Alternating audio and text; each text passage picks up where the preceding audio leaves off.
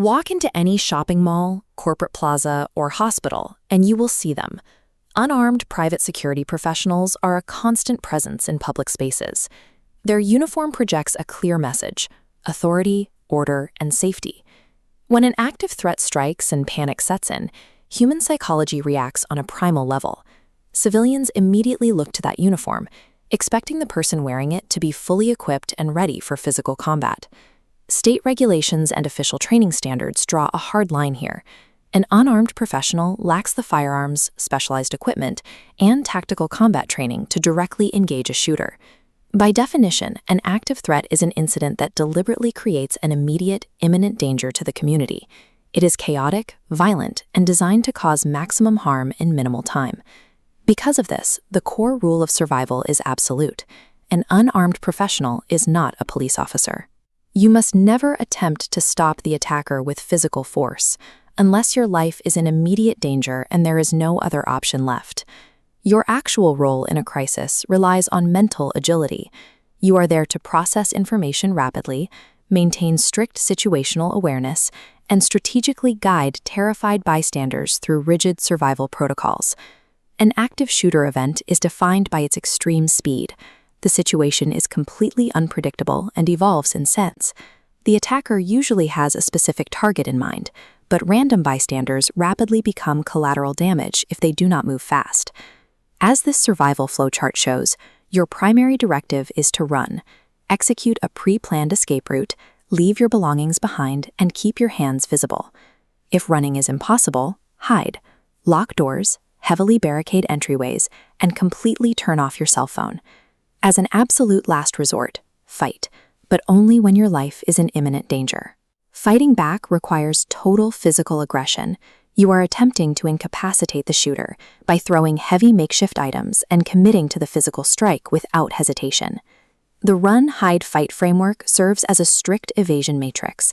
It is designed to systematically remove both you and the public from the threat's environment until law enforcement can intervene. Not all threats are kinetic. Unseen, stationary hazards like explosive devices and weapons of mass destruction require a completely different approach. Instead of an immediate physical sprint, these demand an analytical, intelligence-gathering response. If you receive a bomb threat over the phone, your job is to extract data. Keep the caller on the line for as long as possible. Write the threat down verbatim, word for word, and meticulously log any background noises you hear, like street traffic or factory machinery. Then there are weapons of mass destruction, which include chemical, biological, and radiological threats. Because of the federal severity of these hazards, security professionals follow a mandatory survival protocol known as RAIN. This diagram breaks down the acronym. The first two phases are recognize and avoid, rapidly identifying the hazard and immediately moving completely away from the area. The final phases are isolate and notify. You must immediately secure the perimeter to prevent anyone else from walking into the contaminated zone, and then relay your exact observations to command authorities. Suspected explosives demand a lethal radius. The physics are absolute. If you can see the device can kill you. Seek hard cover and move as far as the terrain allows.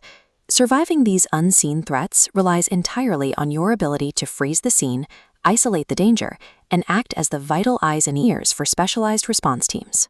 Eventually, the evasion and isolation phases end. A coordinated, multi-agency law enforcement team breaches the facility to permanently neutralize the threat. This creates a highly chaotic, high-tension environment. At this exact moment, strict physical compliance is required from everyone, including security.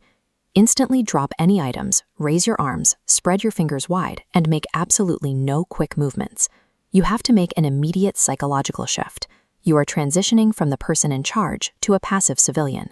You must explicitly avoid pointing, screaming, or grabbing onto officers for safety. Once you are safely out of the line of fire, you deliver the intelligence you've gathered to the 911 operator or the police command post. They need the exact number of shooters, their physical descriptions, and the specific types of weapons they are holding. This precise handoff is your ultimate objective. You successfully transfer the burden of physical force to law enforcement by arming them with flawless, real-time intelligence.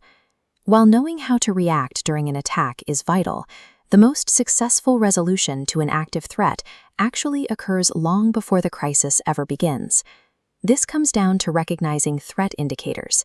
These are observable, pre-assault behaviors that signal an attacker or terrorist is actively in the planning stages of an operation. You might notice suspicious surveillance around critical infrastructure. This looks like individuals wearing heavy coats in the middle of summer, asking probing questions about your facility's security procedures, or taking detailed photographs of restricted access points.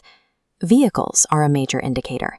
Pay close attention to abandoned trucks left running, vans with hastily altered signage, or vehicles with tinted windows parked in odd locations near potential target zones.